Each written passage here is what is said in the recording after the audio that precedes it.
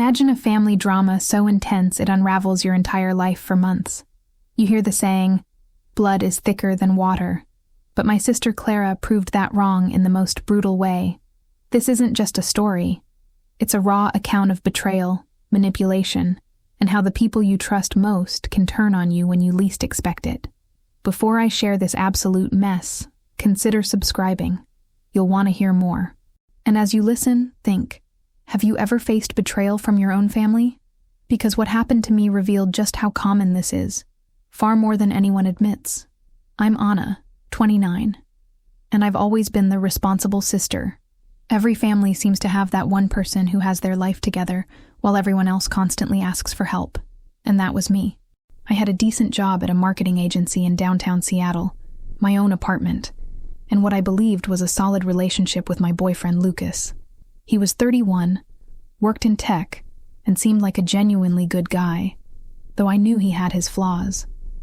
He could be a little too charming sometimes, and his past relationships had a pattern of being complicated. Yet with me, things felt different, stable, real. My sister Clara, 26, was my complete opposite. While I meticulously planned everything, she lived on pure impulse.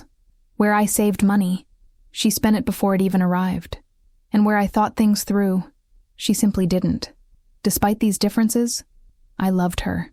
She was my little sister, and I truly believed we had each other's backs. Our family dynamic had always been predictable. My parents, who lived about an hour outside the city, had this peculiar habit of enabling Clara her entire life while expecting me to be the mature one. It was as if they decided when we were kids that I was the helper, and Clara was the one who needed help. I fell into that role without ever realizing how unhealthy it was. Clara had a knack for getting into financial trouble, then calling me to bail her out. It started small in college, $50 for groceries, $100 for a car repair. But as we grew older, the amounts escalated, and the problems became more intricate. Credit card debt, late rent payments, medical bills she couldn't afford because she constantly switched jobs and lost insurance. I always helped her, believing that's what family did. I had my life together. I had savings, and she was struggling. It felt like the right thing to do. But looking back, I could see her expectation grow, how her requests shifted from grateful pleas to entitled demands. Lucas was aware of this dynamic. He had seen me stress over Clara's latest crisis, seen me transfer money from my savings account more times than I could count. He often remarked that I was too generous, suggesting Clara needed to learn to handle things herself. At the time, I thought he was being a little harsh. Family was family after all. But this particular situation felt different from the start.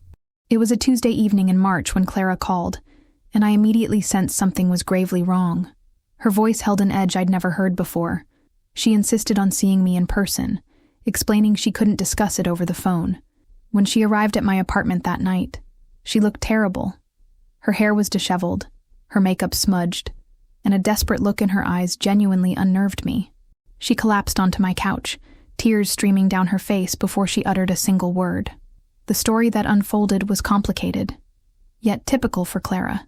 She had been seeing a man for a few months, someone she'd met at a bar who turned out to be bad news. He had apparently convinced her to co-sign a loan for a business venture that promised them both riches. Clara, in her impulsive way, had signed the papers without truly understanding the agreement. Now the business had failed, the man had vanished, and Clara was on the hook for $12,000. $12,000. I remember just staring at her when she said the number. It was more money than I had ever been asked to lend, a truly significant, life-changing amount.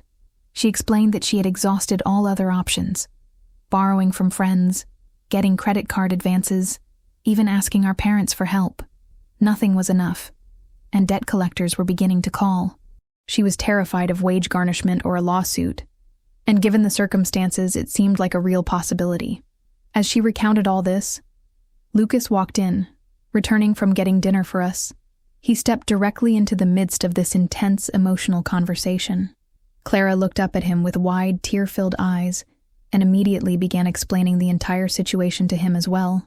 Lucas, ever the empathetic one, listened with sympathy and concern asking questions about the timeline and legal implications. I felt a strange tension in the room, as if the dynamic had suddenly shifted from just Clara and me to a three-way conversation where Lucas was almost mediating. But at the time, I was so consumed by the shock of the $12,000 request that I didn't dwell on it. Clara spent almost 2 hours at my apartment that night, detailing how she had gotten into this mess and pleading for my help. She promised repayment, claimed she had learned her lesson, and swore this would be the last time she would ever ask for assistance. It was all the same assurances she had given before, just with higher stakes. When she finally left, Lucas and I discussed it for hours.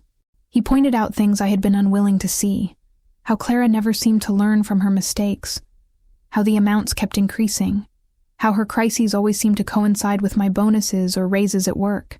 He wasn't trying to be unkind, but he was helping me recognize patterns I had been too close to notice. That night, lying in bed, I made a decision that would change everything. I decided I couldn't continue enabling Clara's irresponsible behavior. $12,000 was too much, and more importantly, I was beginning to understand that bailing her out of every crisis wasn't actually helping her at all. It was merely teaching her that someone would always be there to catch her when she fell. I had no idea that saying no to my sister would lead to the most devastating betrayal of my life, but that's exactly what happened. The next morning, I called Clara and gently explained that I couldn't lend her the money. I tried to convey that I believed it would be better for her to explore other solutions, perhaps consulting a financial counselor or looking into debt consolidation. I even offered to help her research alternatives or accompany her to meet with a professional for advice. Clara, however, did not take it well. Not at all.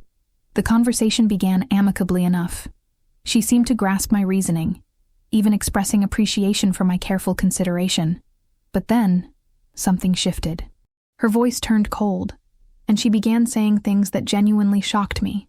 She accused me of selfishness, of having money, but lacking care for my own sister.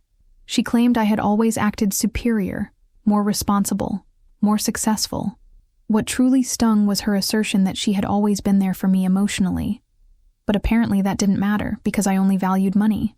She brought up past difficult times, like issues with a previous boyfriend or work-related stress, and reminded me that she had always listened and supported me, yet I couldn't do the same for her when she truly needed it. The painful truth was that some of her accusations weren't entirely wrong. I did have more money than her. I had been fortunate in many ways. Better at school, more adept at securing stable jobs, more responsible with my finances, and perhaps I had become a little judgmental of her choices over the years. But $12,000? That wasn't just helping a sister. It was a massive financial risk that could have severely impacted my own stability. After that phone call, things between us became strained very quickly. Clara stopped texting me the way sisters usually do. No more random funny memes or daily updates. She stopped calling when she was bored or needed advice on trivial matters. It felt as though she had decided that if I wasn't going to be her financial safety net, I wasn't worth her time at all. But then, things grew complicated. Lucas also began acting differently. Instead of supporting my decision as he had the night before, he started making subtle comments about whether I had been too harsh. He would suggest that Clara had seemed truly desperate, or that family was important, or that perhaps there was a way to help her without giving her the full amount. Initially, I attributed it to his empathy. Lucas had always been a people person, someone who disliked seeing others in pain, and Clara had certainly been in pain that night. Her tears and desperation were real, even if I believed the situation was largely her own doing. However, Lucas began bringing Clara up in conversations more frequently. He would inquire about her well-being, whether she had found other solutions to her money problems, or if we had spoken recently. When I mentioned her silent treatment, he seemed genuinely concerned, which I found sweet, but also a little peculiar. Lucas had never been particularly close to Clara before this. They got along fine at family gatherings, but they weren't friends. They didn't spend time alone or text each other. Their connection was solely through me, so his sudden interest in her well-being felt somewhat out of character. I started noticing other small changes too. Lucas would check his phone more often when we were together, and sometimes I would catch him smiling at messages in a way that felt different. When I asked who he was texting, He always had a plausible answer. Work, his friends, his family, nothing overtly suspicious. But there was something in his expression that made me uneasy. About 2 weeks after the money conversation, Clara finally called me again. But instead of wanting to discuss our argument or apologize for her words, she wanted to tell me she had found a solution to her debt. Apparently, she had secured a second job waiting tables downtown and had arranged a payment plan with the collection agency. I was genuinely happy for her. This was precisely what I had hoped for, that she would solve the problem herself and perhaps learn from the experience. I told her I was proud of her for taking responsibility and finding a solution, but her response was odd. She was almost dismissive, as if my approval no longer mattered to her. She also mentioned, almost casually, that she had been talking to Lucas about the entire situation. She said he had been incredibly supportive and helpful, offering advice on negotiating with debt collectors and assisting her in thinking through her options, which was kind, I supposed, but also strange, because Lucas had never mentioned these conversations to me. When I later asked him about it, Lucas explained that Clara had reached out to him because she felt she couldn't talk to me after our argument. He said she'd been very upset and simply needed someone to listen. And since he had been present that night when she explained everything, she felt comfortable confiding in him. His explanation made sense, and I felt bad that Clara had felt unable to come directly to me. Perhaps I had been too harsh. Perhaps my refusal to help had damaged our relationship in ways I hadn't intended. Lucas suggested I reach out to her, try to rebuild our connection, and maybe even apologize for making her feel as though I didn't care about her problems. So I did. I called Clara and proposed we get coffee, just the two of us, to talk things through. She agreed, but when we met, the conversation felt forced and awkward.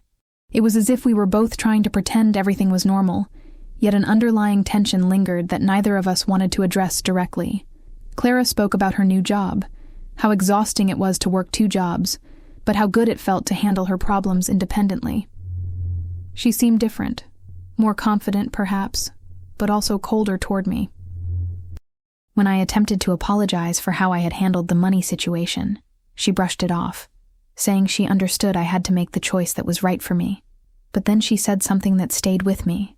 She reiterated that Lucas had been wonderful throughout the entire ordeal, truly understanding and supportive. She remarked that it was comforting to have someone who listened without judgment, who tried to help her think through solutions instead of simply telling her what she should do.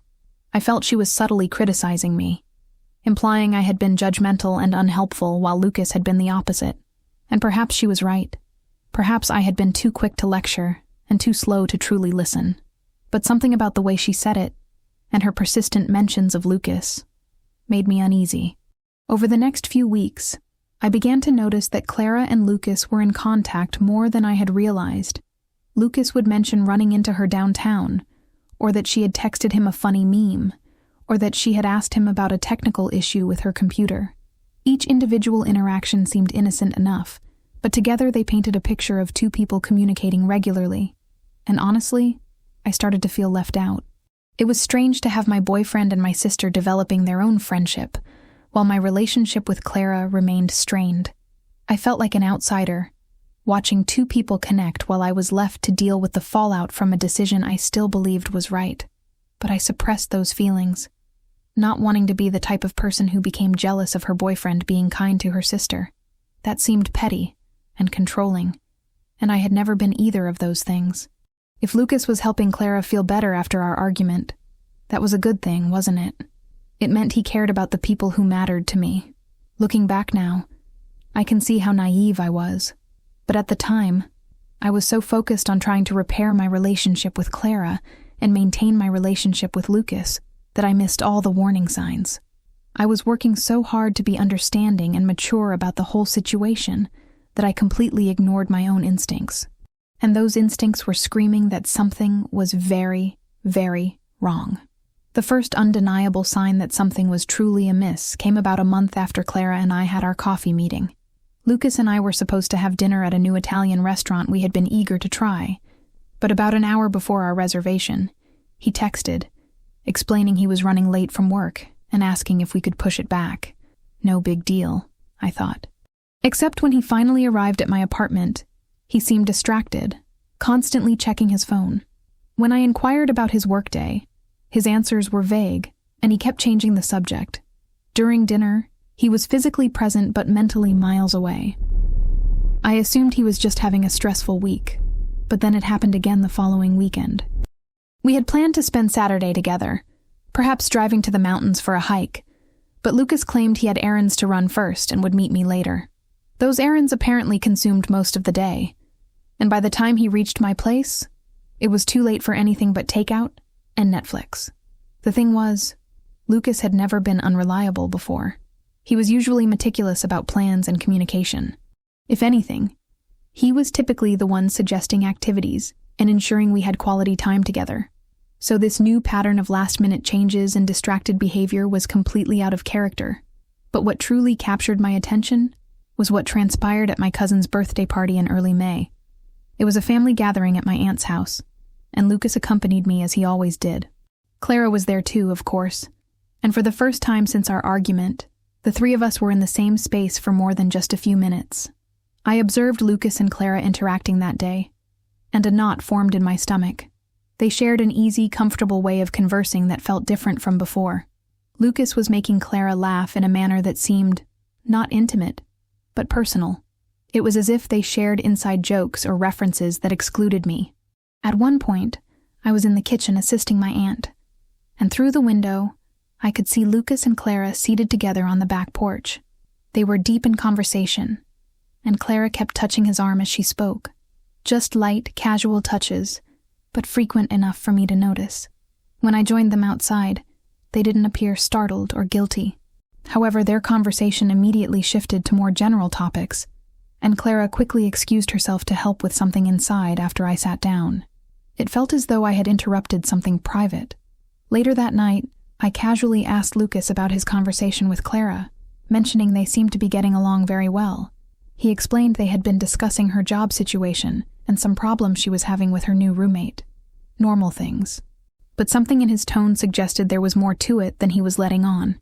That week, I began paying closer attention to Lucas's habits. I noticed he was on his phone more than usual, and sometimes he would step into another room to take calls. When I inquired about the caller, he always had a reasonable explanation.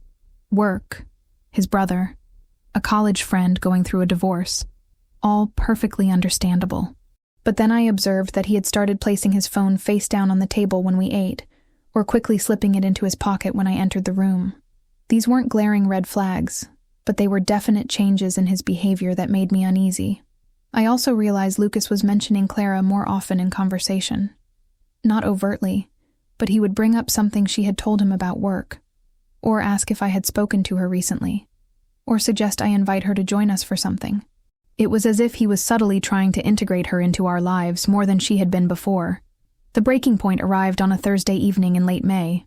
Lucas had claimed he was working late and couldn't have dinner with me, so I decided to meet my friend Sarah for drinks downtown.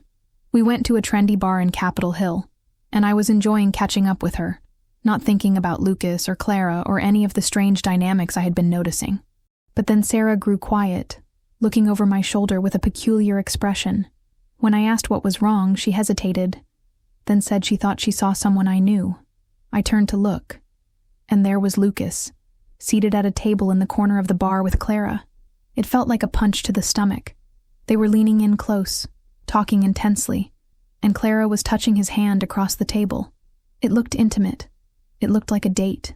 I turned back to Sarah, who was clearly uncomfortable having to point this out. She asked if I knew they were meeting, and I had to admit I had no idea.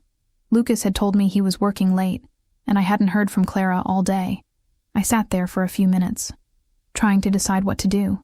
Part of me wanted to march over and confront them immediately, but another part desperately tried to conjure innocent explanations for what I was seeing. Perhaps Clara had called Lucas with an emergency. Perhaps they had run into each other by chance. Perhaps I was misinterpreting their body language. Sarah offered to leave with me so I wouldn't have to deal with the situation right then, and I accepted. We slipped out of the bar without Lucas or Clara noticing, and Sarah drove me home while I tried to process what I had witnessed. That night was terrible. I kept checking my phone, waiting for Lucas to text me when he got home from his supposed late work session. When he finally did, around 11 p.m., his message was casual and normal. He said work had been brutal and he was exhausted, hoping I had a good evening. I stared at that text for probably 10 minutes, trying to decide how to respond. Should I confront him immediately? Should I pretend I hadn't seen anything and wait to see if he would volunteer the information? Should I give him a chance to explain before jumping to conclusions? I ended up responding normally, saying I had a nice time with Sarah and hoped he could get some rest. But I barely slept that night, replaying the image of Lucas and Clara at that table over and over in my mind. The next morning, I called in sick to work. I couldn't concentrate on anything, needing time to figure out how to handle the situation. I decided to give Lucas a chance to tell me about meeting Clara on his own. If he brought it up, maybe there truly was an innocent explanation. If he didn't, well, that would tell me something too. But when Lucas called me during his lunch break, he didn't mention Clara at all. He inquired about my well-being, suggested bringing me soup after work, and discussed his weekend plans. No mention of having seen my sister the night before. That's when I knew for sure that something was seriously wrong. I spent the entire weekend in a strange state of hyper-awareness, analyzing every interaction with Lucas for signs of deception or guilt. He seemed normal, affectionate, attentive, genuinely concerned about me since I had been sick on Friday. But knowing he was capable of lying about something significant, I couldn't trust my judgment on anything else. Sunday evening, I finally mustered the courage to bring up Clara directly. I asked Lucas if he had spoken to her lately, trying to keep my voice casual and neutral. He replied that they had texted a few times during the week, with her updating him on her debt payment plan and new job. I pressed a little further, asking if they had seen each other recently. Lucas paused for just a moment, not long enough to be obvious, but long enough for me to notice, then stated they hadn't hung out, just occasional texts. So now I knew he was outright lying. The question was why. Over the next week, I found myself transforming into someone I didn't recognize. I started checking Lucas's phone when he was in the shower, sifting through his messages and call logs. I felt disgusted doing it, but I needed to know what was truly happening. Most of his recent text conversations were exactly what one would expect. Work-related, plans with friends, normal relationship maintenance with me. But I noticed his message history with Clara only extended back about 2 weeks. Either they hadn't been texting before that, or he had deleted older conversations. The messages I could see were innocent enough on the surface, but an undertone made me uncomfortable. Clara would send him pictures of her meals at work, or funny observations about restaurant customers. Lucas would respond with encouraging messages about her hard work, or jokes that built on her comments. It was the kind of casual, frequent communication one shares with someone genuinely close, which would have been fine, except I was supposed to be Lucas's closest relationship, and I had no idea this level of communication was occurring. I also began paying more attention to Clara's social media, which I realized I had barely looked at in months. Her Instagram stories showed her out and about around the city more than usual, at coffee shops, restaurants, events I didn't recognize. She seemed happier and more social than she had been in a long time, which was good, but I couldn't help wondering who she was spending all this time with. Then I noticed something that sent a chill down my spine. In one of Clara's Instagram stories from the previous weekend, there was a partial view of someone sitting across from her at a restaurant table. Just a glimpse of a blue shirt and masculine hands, but the shirt looked exactly like one I had seen Lucas wearing recently. I screenshotted the story and zoomed in, trying to get a better look, but the image was too unclear to be definitive. It could have been Lucas, or it could have been any other man in a blue button-down shirt. But combined with everything else I had been noticing, it felt like another piece of a puzzle I truly didn't want to solve. The worst part was how isolated I began to feel. I couldn't talk to Lucas about my suspicions, because he was the one I suspected. I couldn't talk to Clara because we were barely speaking. And I couldn't bring myself to tell my friends or family because I was terrified that voicing my fears aloud would make them real. I kept hoping I was wrong, that I was being paranoid and jealous for no reason. I tried to convince myself that Lucas and Clara developing a friendship was actually a good thing, a sign that the people I cared about most were learning to care about each other too. But deep down, I knew something was happening that went beyond friendship. The confirmation arrived in the most mundane way possible. I was doing laundry at Lucas's apartment one Sunday morning while he was out getting us breakfast, and I found a receipt in his jeans pocket. It was from a downtown restaurant, dated the previous Thursday, the same night he had told me he was working late. The receipt was for 2 entrees, 2 glasses of wine, and dessert. Definitely not a quick solo dinner between work meetings.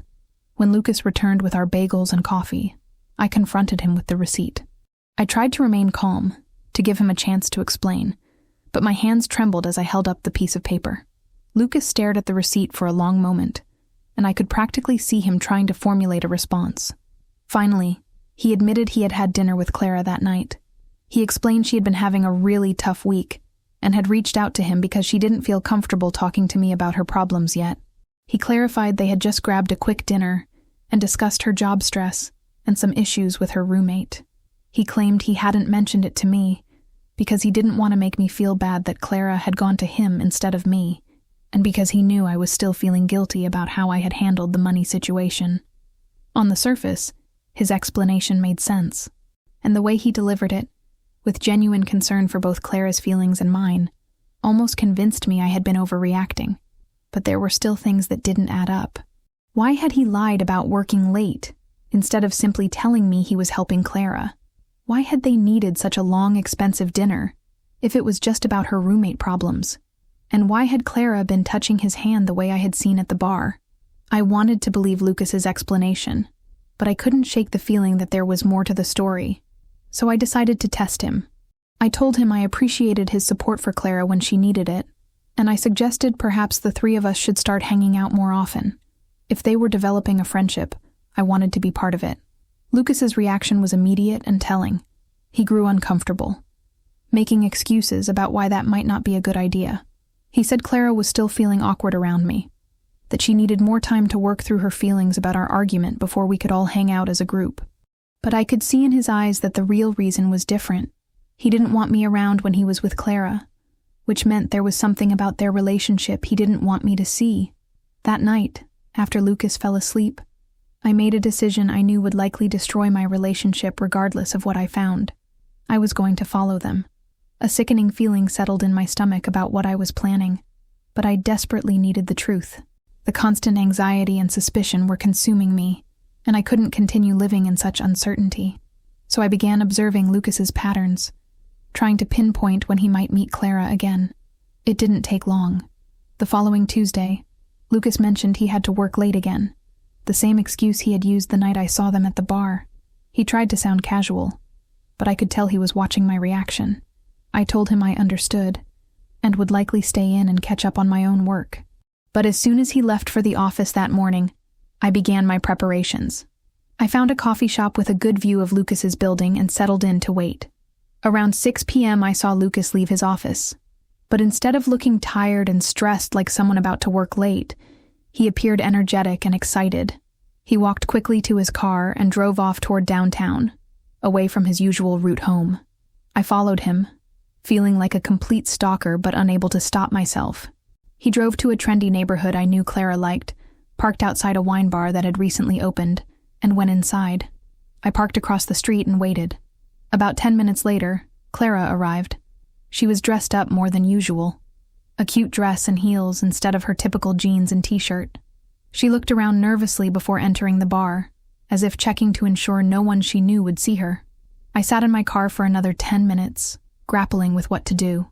Part of me yearned to enter the bar and confront them directly, but another part was terrified of what I might witness, and I knew that once I crossed that line, there would be no turning back. Finally, I decided to position myself where I could see through the bar's front window. The place was dimly lit and crowded, but I found an angle that allowed me to see the table where Lucas and Clara were seated. What I saw confirmed my worst fears, making them seem almost optimistic in comparison. They weren't just talking like friends helping each other through problems. Lucas was leaning across the table, gently stroking Clara's cheek with his hand. Clara was gazing at him with that soft, intimate expression I had seen her use with boyfriends, but never with someone else's boyfriend. And when Lucas reached for her hand, she intertwined their fingers and held on.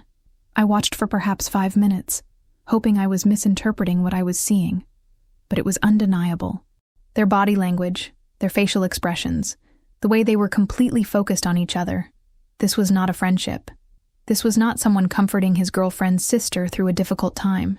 This was 2 people romantically involved. I drove home in a daze, barely able to concentrate on the road. When I reached my apartment, I sat on my couch, staring at the wall for what felt like hours. Everything I had thought I knew about my life had just been exposed as a lie. Lucas, whom I had trusted completely and thought I might marry someday, was having some kind of relationship with my sister. Clara, whom I had supported emotionally and financially for years, was betraying me in the most devastating way possible. And both of them had been lying to my face for weeks, perhaps months. I tried to recall recent interactions, searching for clues I had missed. Had this started before or after the money situation? Had Clara's request for help been genuine, or had she already been interested in Lucas and used the crisis as a way to get closer to him? Had Lucas been developing feelings for Clara before that night she came over crying, or had something happened during that conversation that I had completely missed? The timeline didn't truly matter, though. What mattered was that two of the most important people in my life had decided their feelings for each other were more important than their relationship with me. Around 11 p.m., Lucas texted that he was finally heading home from work and was exhausted. I stared at the message for a long time, trying to decide how to respond. Should I confront him immediately? Should I wait and see if he would eventually tell me the truth on his own? Should I gather more evidence before making any accusations? I ended up responding as I normally would, telling him I hoped he could get some rest and that I would see him tomorrow. But every word felt like swallowing glass. The next morning, I called in sick to work again. I couldn't concentrate on anything except the image of Lucas touching Clara's face, and I knew I would be useless in any professional setting. Instead, I spent the day trying to figure out what to do with the information I had. I considered confronting Lucas first, but I realized he had already proven he was willing to lie to me repeatedly. If I gave him a chance to explain, he would probably just invent another story that was technically plausible, but not the whole truth. So I decided to start with Clara. As angry as I was at her, she'd always been a terrible liar. If I confronted her directly, I would be able to discern her honesty. I texted Clara, asking if she wanted to meet for coffee that afternoon. She responded quickly, saying she had a few hours between her day job and her restaurant shift, and suggesting a place near her apartment. When I arrived at the coffee shop, Clara was already there, looking nervous and fidgety. She kept checking her phone and glancing around the room as if expecting someone else to show up. I ordered my coffee and sat down across from her, trying to figure out how to begin this conversation. Finally, I decided to be direct. I told Clara that I knew she had been spending time with Lucas, and I asked her to explain what was happening between them. Clara's face went completely white. She began to stammer excuses about how they were just friends, how Lucas had been helping her through a difficult time, how it wasn't what I thought it was. But I cut her off. I told her I had seen them together, that I knew they had been lying to me, and that I needed her to tell me the truth about what had been happening. Clara remained silent for a long moment, and I could see her trying to decide how much to admit. Finally, she looked me in the eye and said something I will never forget. She confessed that she and Lucas had developed feelings for each other, and that they hadn't meant for it to happen, but they couldn't deny what they felt anymore. She claimed Lucas had never been truly happy with me, that I was too controlling and demanding, and that with her, he could be himself in a way he couldn't with me. She expressed regret for my hurt, but stated she couldn't sacrifice her own happiness just to protect my feelings. And then she added that Lucas was planning to break up with me anyway, so she was merely saving everyone from a longer, more painful process.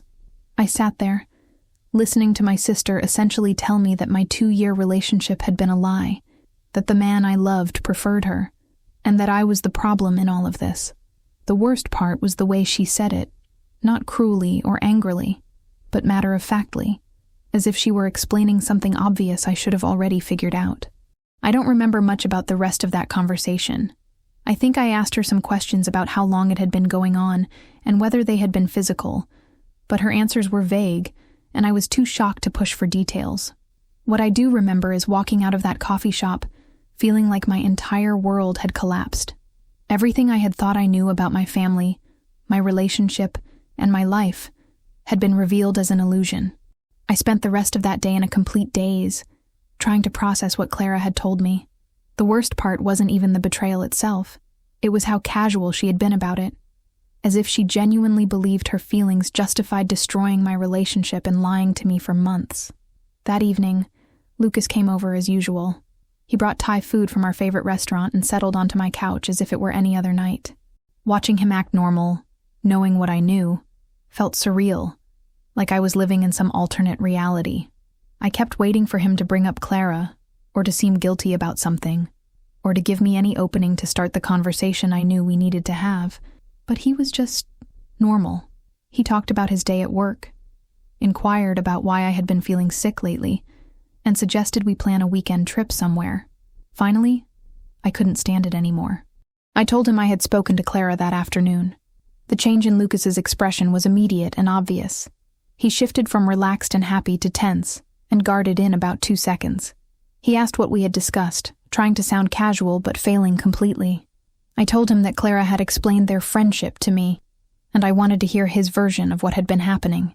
Lucas remained silent for a long time, and I could practically see him trying to gauge how much Clara had told me, and what his story should be. Finally, he began speaking, but what emerged was a carefully constructed half-truth that was somehow worse than an outright lie. He admitted that he and Clara had grown close over the past few months, and that he had developed feelings for her that extended beyond friendship. But he insisted they hadn't acted on those feelings, that they had just been discussing the situation and trying to figure out what to do. He claimed he had been planning to talk to me about it soon, that he had just been trying to find the right way to bring it up without hurting me unnecessarily. He asserted he had never meant for any of this to happen, but that he couldn't control how he felt about Clara. And then he said something that made my blood boil. He told me he thought perhaps this was for the best, because he had been realizing that we weren't as compatible as he had originally thought. He suggested we wanted different things in life, and that maybe it was better to figure that out now, rather than waste more time trying to make something work that wasn't meant to be. I stared at him, trying to process the fact that my boyfriend of 2 years was essentially breaking up with me for my sister, while simultaneously trying to make it seem like it was really about incompatibilities between us that had nothing to do with Clara. But what truly pushed me over the edge was what he said next. He told me he hoped we could all handle this situation maturely, and that maybe eventually we could even be friends. He added that Clara was worried about how this would affect her relationship with me, and that he hoped I wouldn't let romantic jealousy ruin my family relationships. Romantic jealousy. As if I were some petty, immature person who couldn't handle her boyfriend choosing someone better. That's when I finally got angry. Not just hurt or shocked or confused, but genuinely furious. I told Lucas he was a coward and a liar, that he had been deceiving me for months while pretending to care about my feelings.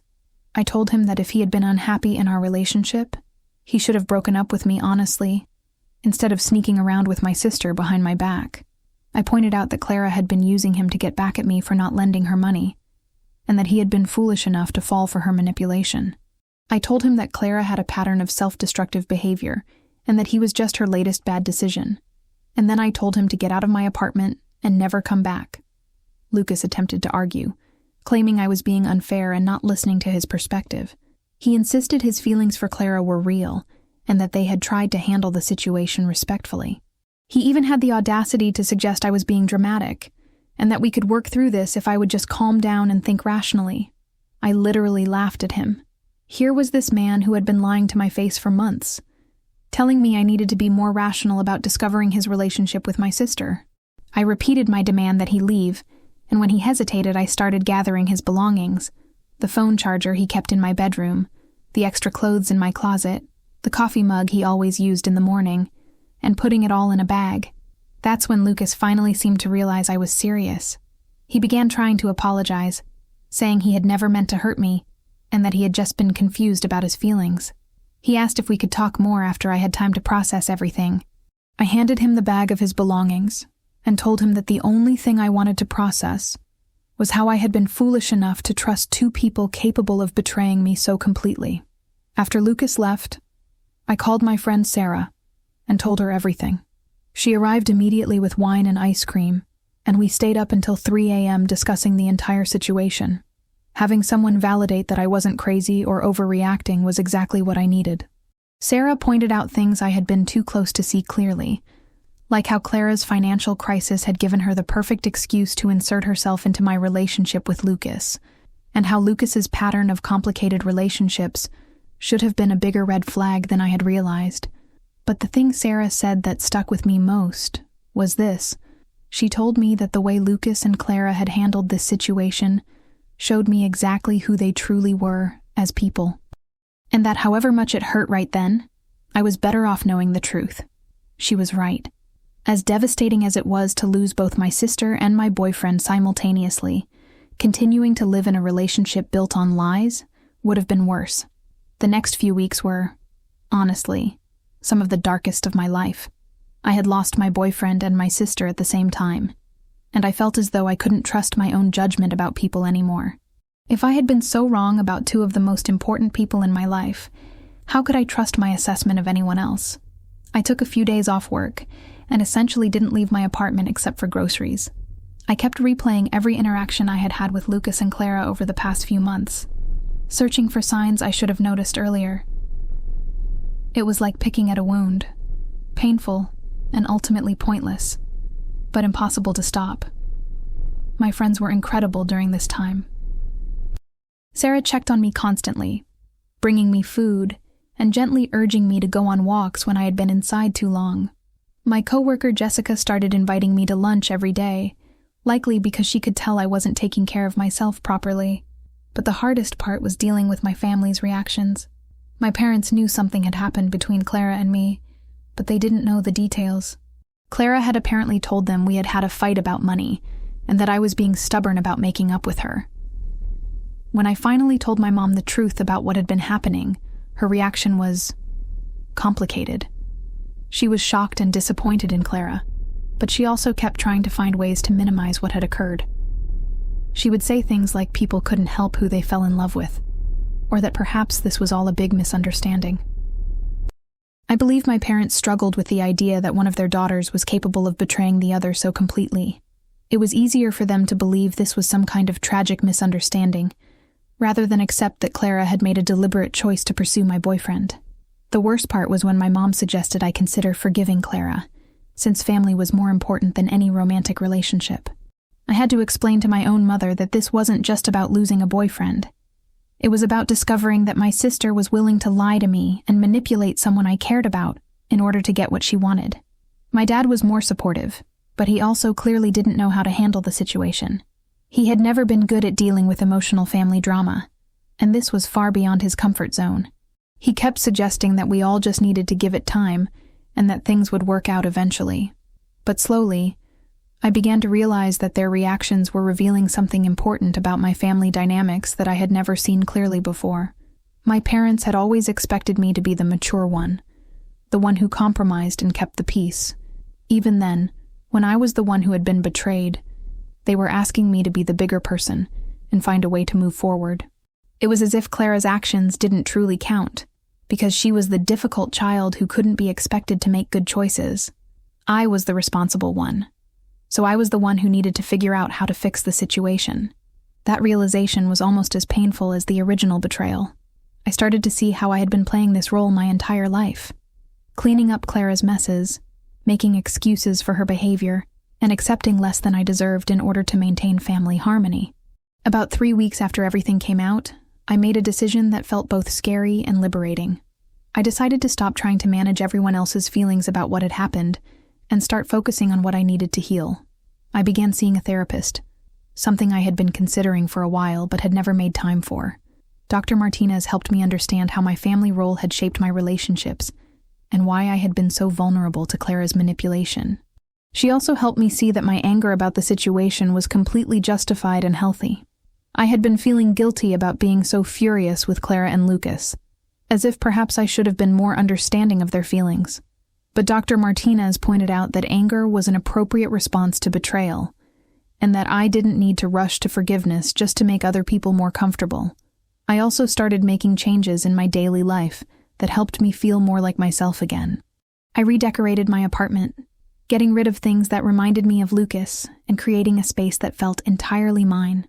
I started taking a pottery class on weekends, something I had always been interested in, but had never tried. Most importantly, I began to reconnect with friends I had been neglecting while I was focused on my relationship with Lucas. I realized that I had fallen into the trap of making my romantic relationship the center of my social world, and that I needed to rebuild a support network that didn't depend on any one person. My friendship with Sarah grew stronger during this time, But I also reached out to college friends I had lost touch with, and started building new friendships with people from work and my pottery class. Having multiple sources of emotional support made me feel more stable and less vulnerable. About a month after the breakup, I ran into Lucas at a coffee shop downtown. It was the first time I had seen him since that night at my apartment, and I was surprised by my own reaction. I felt sad and a little angry, but not devastated the way I had expected to be. He approached me and asked if we could talk. I agreed, mostly out of curiosity about what he had to say at that point. Lucas explained that he and Clara had tried to make their relationship work, but that it hadn't been what either of them had expected.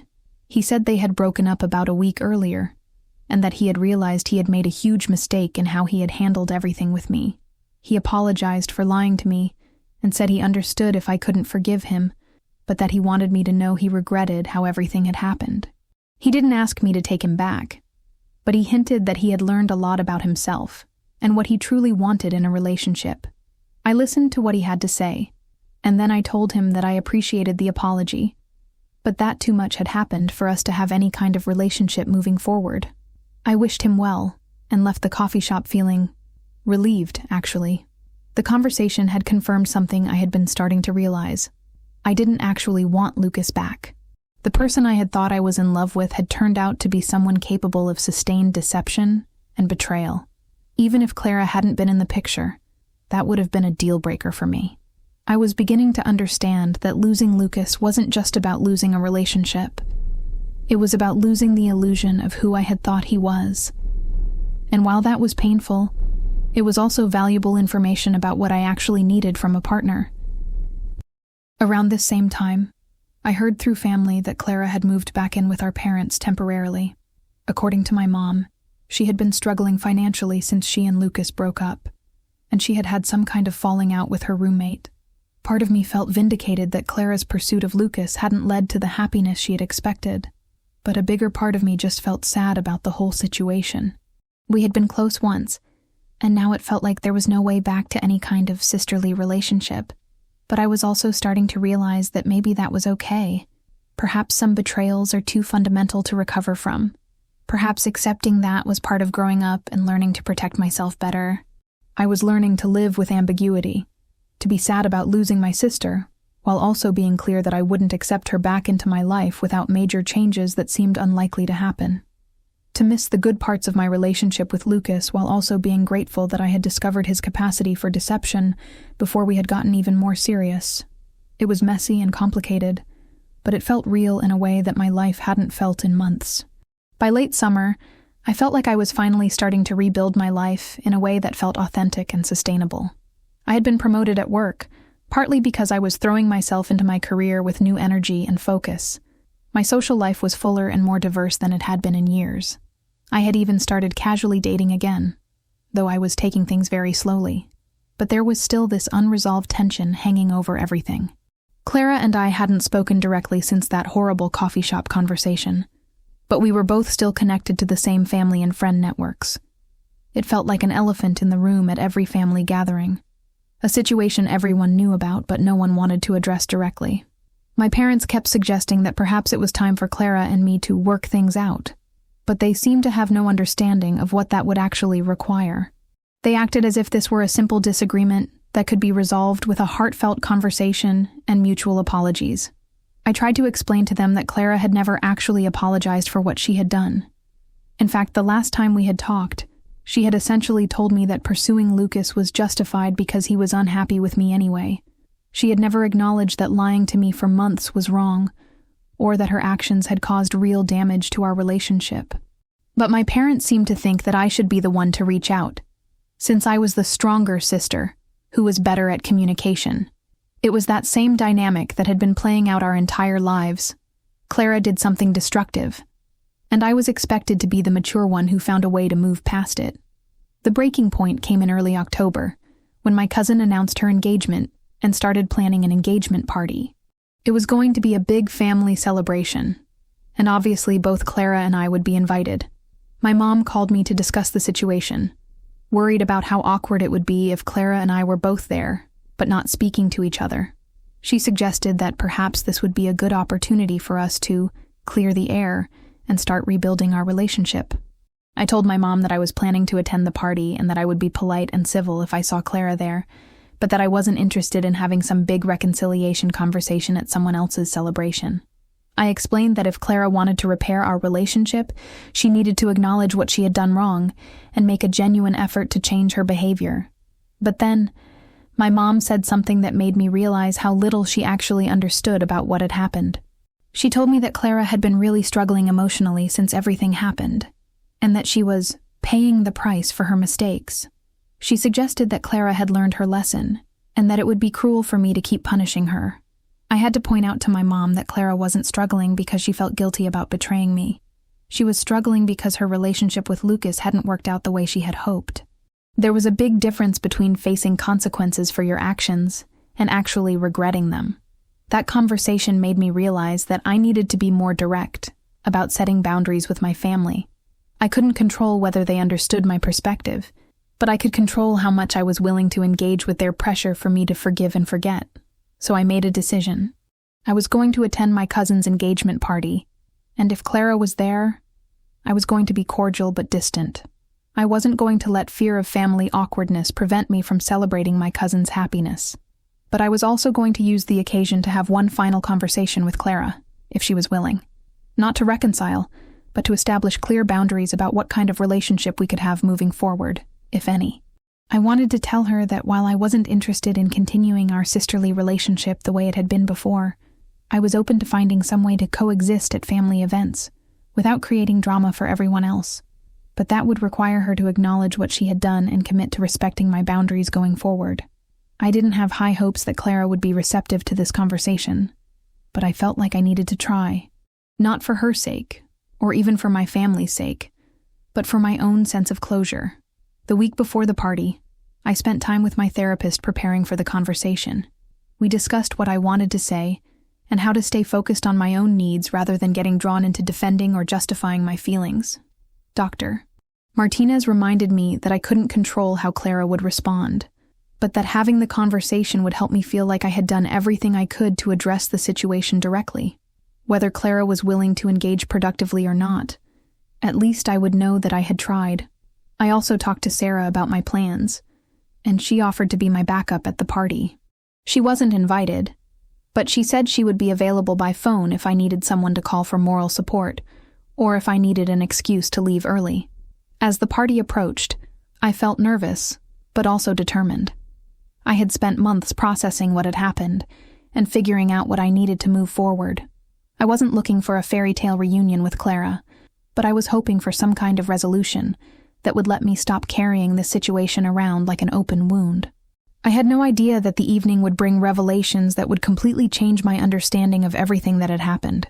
The engagement party was held at my aunt's house, the same place where I had first noticed something strange between Lucas and Clara back in May. Walking up to the front door, I felt a peculiar sense of coming full circle, as if I were about to close a chapter of my life that had begun in that exact spot. Clara was already there when I arrived, visible through the kitchen window, helping my aunt arrange appetizers. She looked different, thinner than usual, and her hair was shorter in a way that didn't quite suit her. She seemed subdued, not at all like the confident, radiant version of herself I had seen during those weeks when she was secretly seeing Lucas. The first hour of the party was actually fine. I congratulated my cousin and her fiancé, caught up with relatives I hadn't seen in a while, and managed to avoid any one-on-one interactions with Clara. We made eye contact a few times across the room, and she would offer hesitant little smiles that I would acknowledge with a polite nod. But I could tell that everyone in the family was watching our interactions, waiting to see if we would finally speak to each other, or if the tension would continue to make everyone uncomfortable. My mom kept shooting me meaningful looks, clearly hoping I would make the first move toward reconciliation. Around 8 p.m., as the party began to wind down, I decided it was time to have the conversation I had been preparing for. I approached Clara while she was alone in the kitchen, loading dishes into the dishwasher. I told her I thought we should talk privately, and asked if she would be willing to step outside with me for a few minutes. She looked nervous but agreed, and we went out to the back porch where we had sat together at this same house just a few months earlier, back when I had thought we were still sisters who had each other's backs. I started by telling Clara that I wanted to establish some ground rules for how we would interact at family events going forward. I explained that I wasn't interested in pretending nothing had happened, but that I also didn't want to create ongoing drama for our extended family. Clara listened quietly, nodding along, and I thought perhaps this conversation would go more smoothly than I had expected. But then she started talking, and what she said completely blindsided me. She told me that she had been thinking a lot about everything that had happened, and that there were aspects of the situation I didn't understand. She expressed a desire to explain her perspective, but admitted she was worried I wouldn't believe her. I told her I was willing to listen, though I was skeptical about what new information she could possibly have that would significantly change anything. Clara took a deep breath, and then revealed that her relationship with Lucas hadn't started the way I thought it had. She claimed Lucas had actually approached her first, weeks before she had asked me for money. According to Clara, Lucas had been complaining to her about our relationship and suggesting he was considering breaking up with me anyway. She asserted that Lucas had told her he found me controlling and demanding, and that he had been looking for an excuse to end things between us. Clara said that when she had come to me asking for help with her debt, Lucas had suggested that my reaction would provide him with the information he needed about whether our relationship was worth continuing.